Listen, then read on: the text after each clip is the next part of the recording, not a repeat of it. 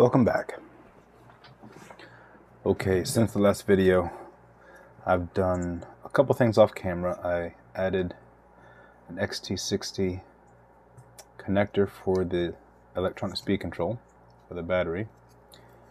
And then I did find another screw for the servo. And then I went ahead and attached the control rod for the tail servo. And I believe that's the only thing that's different. So what we're up to now is programming, essentially.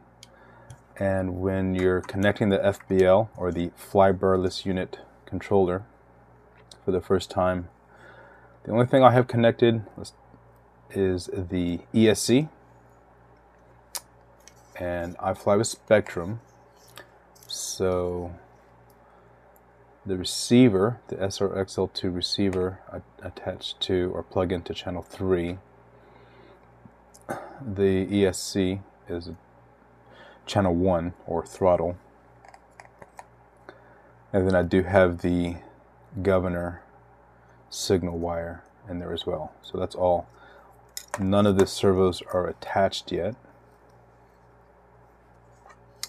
So there we go. Now, off camera, I did a little testing with the battery. These lovely batteries will fit just barely, and they do balance. So it's the canopy is the limiting factor. It doesn't stretch the canopy, but it's a little hard to get on there, and it just barely fits.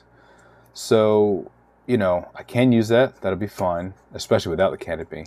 Which, I don't know, that looks kind of cool without the canopy, I think. The helicopter and the battery. So, we'll probably do some canopy off flying.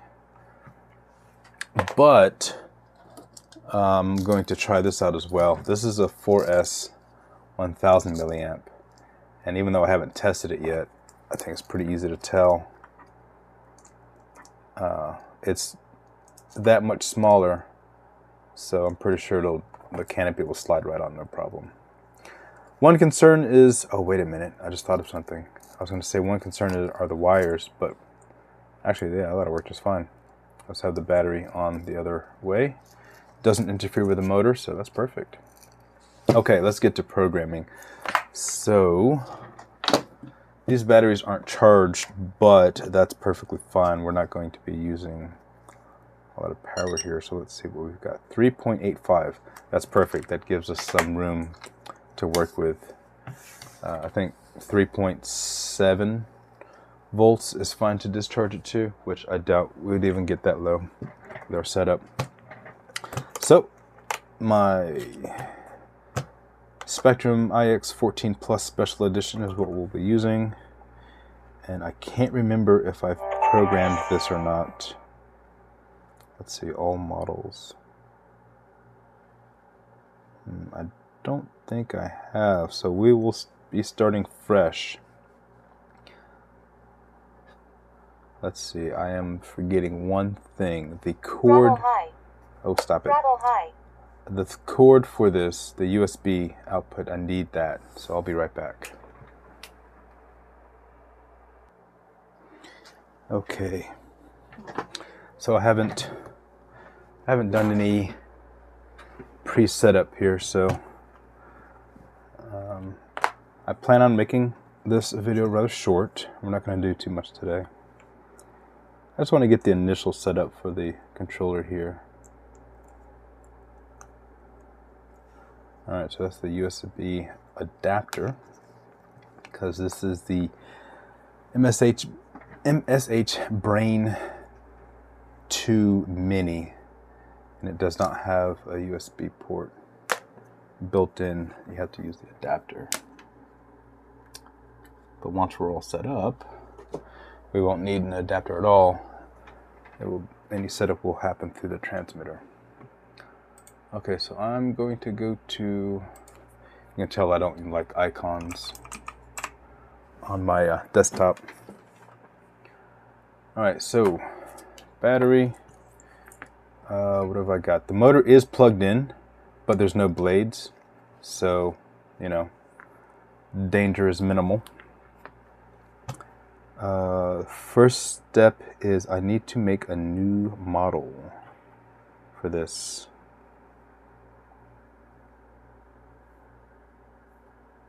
I'm trying to remember how to do this. It's been a minute. I don't want to search for a model. I want a new model. How do I? I'm tired.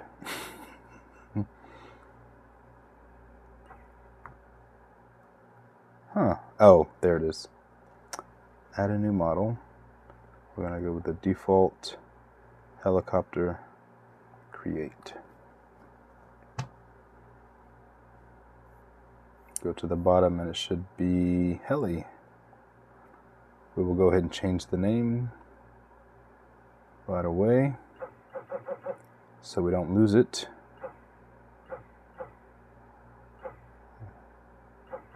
I want those all capital. That vibration is annoying. So this is the OXY3. We'll go ahead and call it the Tareq. Alright, that's good enough for now. Channel count. We'll just go down to 8. Stop it. No, I did not. Okay. We'll put it in favorites and my list. That's that. And it's already pre-selected.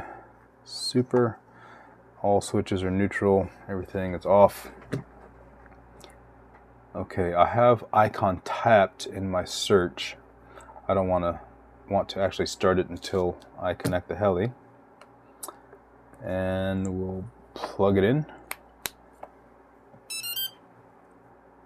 Plug the USB in. Hit enter. See what happens. Nothing. I may have to bind it first. It's very possible. No, I know what's happening. This USB cable isn't going to connect. So we'll go ahead and bind it real quick.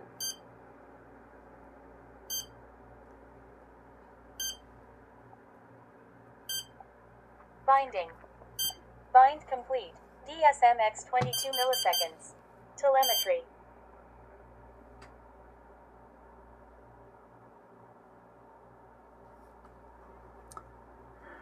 Let it do its thing. We've got a solid light on our SOXL2. And that's it. We are connected. And just for funsies, let's see if we have throttle right off the bat here. Nope, because it's not initialized in the FBL yet. So that's a good thing. All right, I think you can tell I'm tired. I'm slurring my speech. I just got off work. But, you know, small steps. Okay, so let's disconnect the battery and find a quality USB micro cable. I should have one close by here, hopefully. All right, we'll try this one. I've got a couple options here. Get rid of that one. If you're trying to connect your FBL, or anything for that matter, and it's not connecting, before anything else, try another cable, because we all have a million of these things laying around, and some are good for data, some are not, and it's almost impossible to tell by looking at the table, if not outright impossible. Okay, so let's type in icon again, but not hit enter. Reconnect the battery, reconnect the USB, and hit enter. Port scanning. All right, good sign. I think that's going to do it probably. Yep, there we go. So I have started the setup for this because I have everything all filled in. So that's fine. Orientation. We have top up wires back. SRXL2 is selected. We don't need any of that. Oh, I just saw something here. The voltage input, minimum 4.7 volts, maximum 15 volts. You know, I wonder if I'd accidentally saw that somewhere, because on my 12-volt helis, which I have 2 now, everything online said 8.4 volts. So yeah, 15 up to 15 volts. Okay. Oh, I remember. It's the SRXL2. That's what I'm not sure about. Yeah. Okay. No, the flying unit can holds up to 15 volts, but the receiver I'm not too sure about. Anyway, different heli, different day. So let's check our controls. We're looking for 100. Timer stop. Ah, Timer that scared stop. me. Oh boy. You couldn't see that, but I jumped a little bit when that started spinning. Timer start. Timer Okay. stop. So that's Timer cool. Start. Timer Got a stop. slow start. So our motor is backwards, Timer start. which Timer stop. I'm actually going to leave that way for now because, you know, that's very safe. And yeah. Timer start. Timer stop. So to get 100% throws, we're going to go into model adjust, servo setup, travel, and throttle low. We'll start with that. It's only at 77%. So we want throttle stick open. Actually, I was looking at my pitch stick. In any case, same difference. Throttle, I'm going to keep adding until it's green now. I want 0%. Okay. Then throttle high. Timer start. Timer stop. Timer start. Timer stop. I don't want it to actually speed up all the way, so I'm giving Timer it full start. throttle, Timer adding stop. until it turns green. Timer start. One more, 2 more. Timer stop. Okay, one more time. Timer start. 100%. Timer There we go. stop. So now we have throttle, 0% at bottom stick, Timer and start. 100% at the Timer top stop. of the stick. We'll do the same thing with pitch. Pitch at the bottom here is at 77. That's what I was looking at before. We'll get that to 100%. Good. Timer start. Positive. Timer stop. Timer start. Timer stop. Timer start. Timer stop. Timer start. Timer stop. It's not going to hurt anything if I let it spin up all the way. Timer start. Timer stop. I just don't really Timer want to. start. Timer Okay. stop. Done. And then we'll just go through each channel. We'll do rudder right. And we'll just hold the control to its maximum and keep adding input until it says 100%. Hit OK. Done. And then rudder left. Let's drag it. Oh, that's nice. Smooth. Okay. And then we'll do elevator up. We'll drag it again. I'm not doing anything. Oh, I'm doing the wrong one. That's why. No? What am I doing wrong here? What on earth? Oh, I see. Because it's reversed. I haven't done the setup yet, so my up is down, down is up, but we'll fix that later. Elevator up or down or whatever. This says down, we're holding up. I'll have to get all my throws properly set before I do the setup.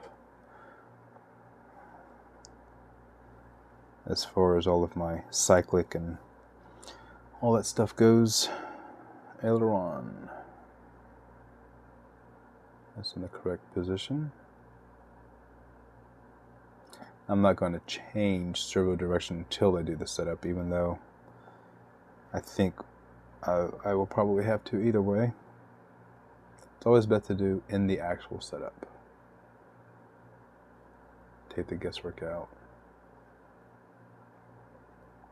Okay, so now we have 100% for aileron, elevator, rudder, Timer start. throttle. Timer stop. Timer start. Timer stop. 101% on throttle. That's fine. We're not going to worry about that. We'll back out of that. And then our next is our servos. So this takes a little thought. Yeah. Our servo configuration is such that the swash plate has one going forward and then one to the right, one to the left. The servo, one is going forward, and that's what our picture shows. I don't know if you can see that on the camera. You know what? Why not? Let's just go ahead and show that since I'm talking about it. Okay, so our setup gives you all these different options. 120 degrees for all servos, so the servos are evenly spaced out 120 degrees to make 360. And servo 1 is going to be elevator, servo 2 is aileron, servo 3 is, well, also aileron. Right, so we have all these different options here. It just so happens that the first one is our setup. A lot of my helicopters are either this or the other. The elevator is either in the front or the back. But all my helicopters, or most modern helicopters now, are 120 degree 3 servo. All right, so that's all correct. And reverse pitch is old. Helicopters don't do that anymore, or maybe some scale helicopters, but modern 3D helicopters do not do that. That's where the pitch is like through linkage. I don't know. Either way, it's complicated. We don't do that anymore. All right, so servos are not connected yet. This is where we select our type of servos. High-end digital 1520 center pulse 333 hertz. That's what we've got for our cyclic. And tail is... Actually, that's a good question. We will Google this real quick. Go back down here, showing the table. So, this is the, what is it, Tareq CL0306T.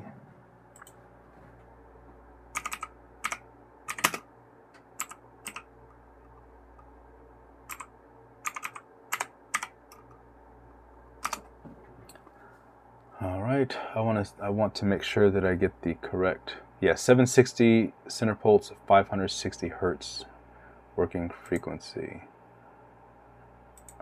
That is a quick answer. We'll go ahead and click it. Yep, that is our servo. And those are the specs. 560 hertz. Great. That is what's selected. So that's good.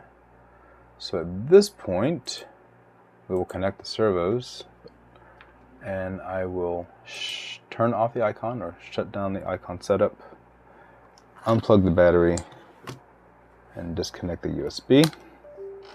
And now we will go ahead and connect the servos. And fortunately, we remember what it is. So elevator up front was 1. That is going to go to our FBL controller in servo 1, like so. The extra wireage, we'll deal with that later. I'm not going to worry about that right now. 2 was over to the right, so that will be servo 2, simple enough. And then servo on the left over there is servo 3. If we get any of that wrong, it's okay. That's not going to hurt anything. Servo 4 is our tail. Yep. Making sure the signal wire is facing that way. Negative is facing that way. So that is all 4 servos plugged in. And that is all of our electronics plugged in, technically. But we'll deal with the wires later. I'll have a simple solution for that. I wasn't sure what I was going to do. I didn't want to cut them, but I'm going to use an old technique. It's been around for a long time to deal with that. I'm actually going to push that there. Okay, so now we'll go ahead and get the battery. Oh no, I want to type in icon first. I type it in and not hit enter first, so that if I were to go ahead and hit enter, it would search for this unit. I don't want to time out while I'm plugging everything in. So I just type it in the search bar so that I can hit enter when I'm ready. Battery first, USB next, hit enter, port scanning, and there we go. We'll skip right ahead to our servos, and you'll see it'll be all wrong. When we pop over here, it will automatically disable the motor. I'm going to do something real quick that, well, I guess technically I should have done before, but we're going to do throttle cut. Flip the switch I want, it will automatically select that. Alright, so now with that selected, we don't have to worry about the motor at all. So, this is pretty easy to do. All we have to do is hit servo reverse until our swatch plate moves the way we want. And there we go. It's moving up and down with the pitch. We can center it. Forward and back, left and right. So left and right is correct. Forward and back is reversed. So we'll go into here, servo setup. We will go to reverse. Oh, it's already there. And then that is elevator. And that's that. Easy as that. Pitch up, pitch down, left, right, forward, back. Done.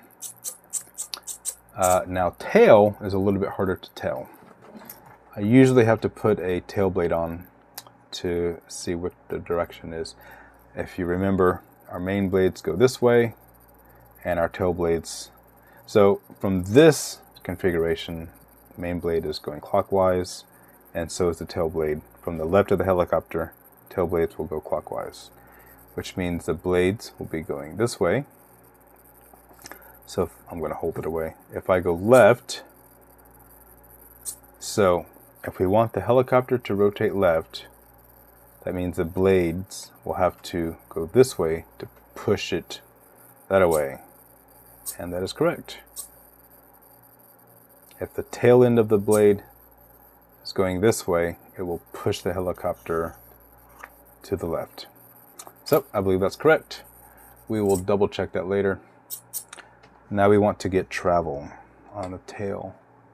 So I'm going to hold left all the way and hit plus until it tops out, maximum travel, and we hear the bind.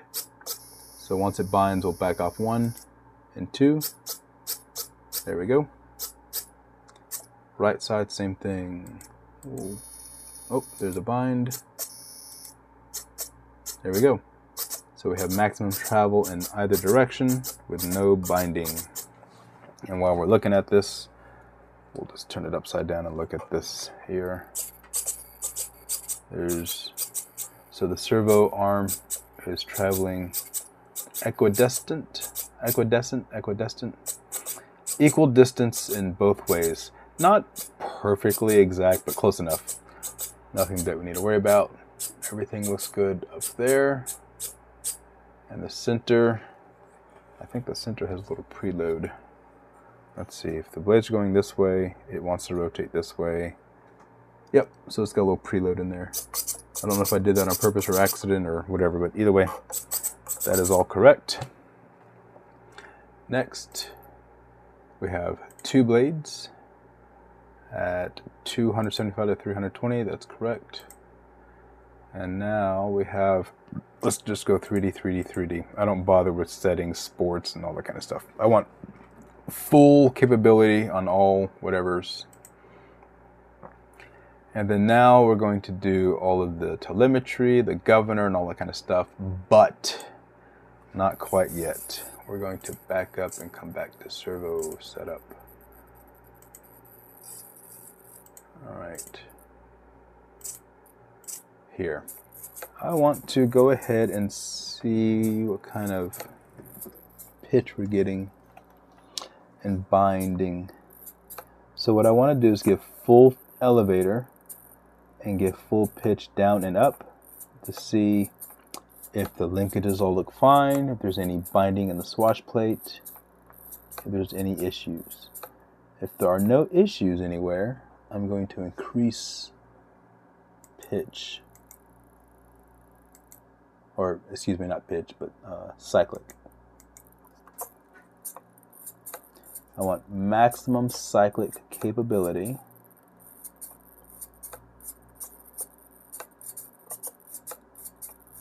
Or at least enough. Doesn't have to be maximum necessarily. Alright, and because our setup was pretty clean, I think we've just about got everything centered out. Either way, yeah, that's pretty good. It's not perfect, but close enough. Alright, so let's see. Very cool. If you're wondering why it's spinning, I'm stirring the cyclic, which will have the effect on most helicopters to spin the main blades, but it won't go in the other direction because of the one-way bearing. Anyway, silly, I know. Alright, yeah, this looks good. That's controlling very well. Yeah, everything's clean. Everything looks good.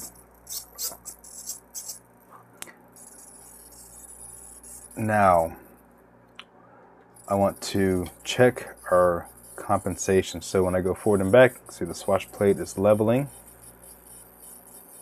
Left and right, it's leveling correctly. But our tail is reversed.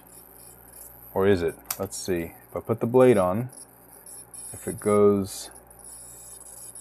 No, that's right. So we want it to fight the direction. Basically, the trailing edge of the blade should bite the air to fight it, right? So if the helicopter were to rotate to its right, it should turn the blade this way to push it back. If it rotates left, the tail end goes towards the wind to bite it. That's the way I always look at it. All right, so that's actually correct. Now, is my directionality correct? So if I want the helicopter to rotate left, that means I need it to go this way. And for it to go this way, the tail would have to go that way to bite into the wind that way. So let's see. That is not correct. Let's test that with the blade. So we're sitting neutral. If I want it to go left, so the helicopter will rotate left, that means the blade will have to push it that way. And that's backwards. So we're going to go to model adjust, servo setup, and we'll go to, not travel, go to reverse. And that's a rudder. Now the cool thing is that in the system here, servo reverse talks about the gyro left and right. Whereas in my transmitter, that is my input left and right. So I want the helicopter to go left. I push left, and the tail goes left to bite into the air. Yeah, so that's correct. That's initial setup. We'll see if that's correct later, long before we fly it. Alright, so I think I'm happy with that. I'm going to stop there. We're going to first shut off the icon here, unplug the battery and the USB. The last thing I will do, we'll keep this cord up here so that we'll have it later in case we need it. Oh yeah, let's check the battery. Let's see how much we use. I doubt very much at all. 3.83. We used 0.2 voltage, so that's perfect. I do want to show you what we're going to do with the wires. So I have a simple solution. I have not done this in a very long time, but if you don't want to cut the wires and you've got a lot of excess wire,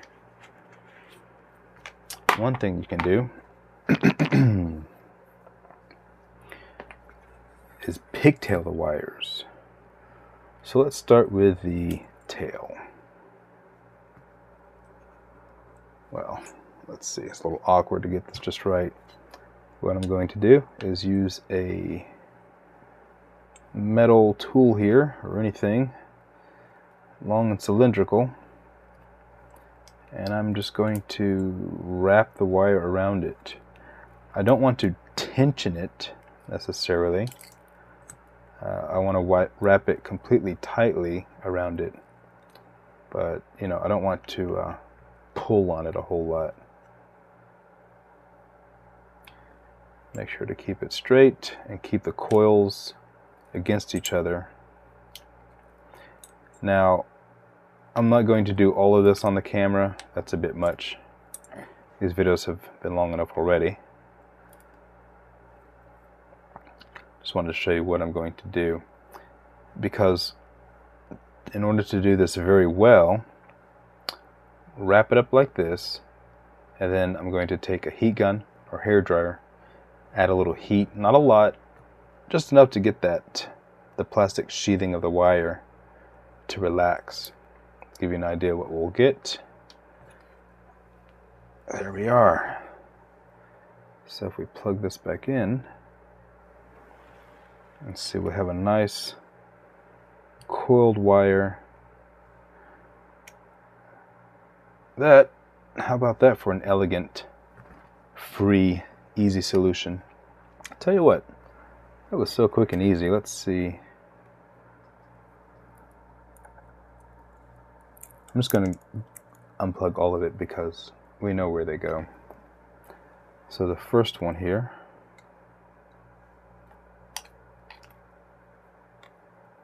I swear I'm going to make this more difficult than it needs to be. And it's not even because I'm recording it, it's just being awkward. Alright, I don't have to hold it that way. That's part of the awkwardness. I can relax. So do this slightly impatiently. I'll show you how. If you don't wrap it all perfectly from the start, just do it like that.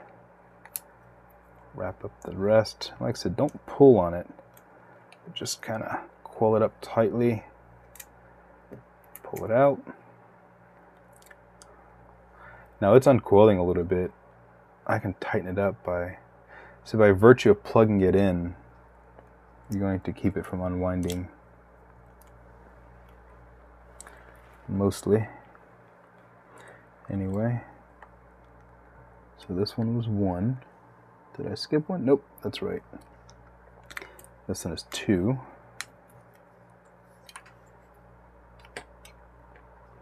And depending on how well this works, I may just leave it like this, or at least for the time being.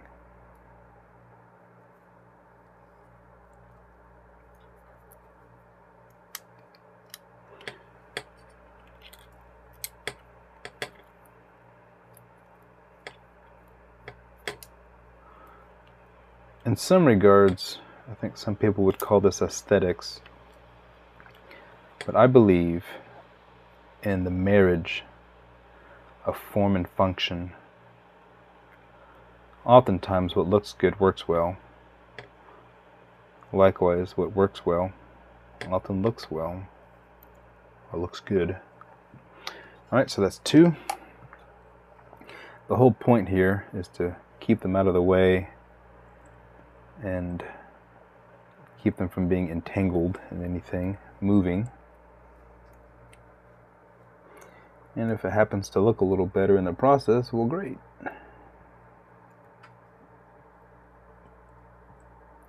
Now I'll most likely still use at least one zip tie to keep these away from the spinning blades here. Okay, one more. What I want to do once I do all of these is throw the canopy on and see how well it works, or if it doesn't at all. This may be a terrible idea. This might be the worst idea I've ever had. This may not work in the slightest, but it's free, it's very quick. we'll try it out and just see what the results are before I go through all the trouble of using a heat gun to get it just right. Okay, signal to the front.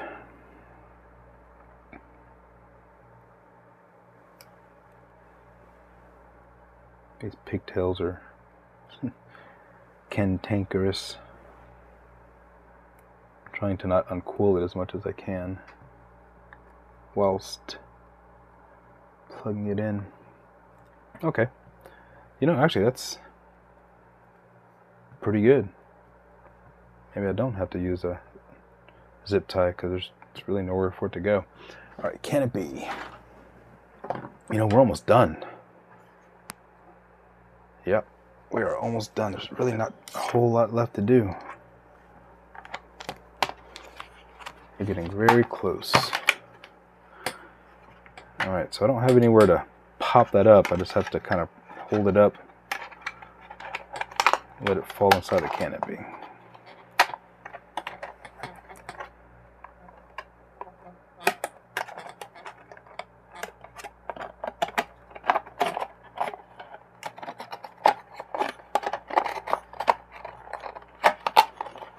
You can tell I'm not used to putting this on yet. So small is the problem. It's hard to see what you're doing. And this wire is just getting in the way. Without it being plugged into a battery, it's just in the way. I don't know if there's some way I can tie it somewhere or shove it into something. I don't know. I'll try it again this way. Alright, I got it a little better this time. A little less in the way. There we go. That's one side. And the other side. Okay, looks like guts coming out. Alright, I mean, it doesn't look great, but I don't really care all that much. I just want it to be not in the way of the blades, and I don't know. It's okay-ish. I think I will use a zip tie. Not a big fan of the wires poking out, but you know, whatever. The thing is, it can always be improved upon. Not that we're in a hurry to get in the air, but I don't want to drag this out any longer than it need be. So a couple solutions. Let's try one. The tail, I think it's pretty much fine. I'm not too worried about that. And if anything, I can maybe go around the tail once. This one is pretty fun. It's just these two. These two are kind of, you know, I don't want those getting pulled up anywhere.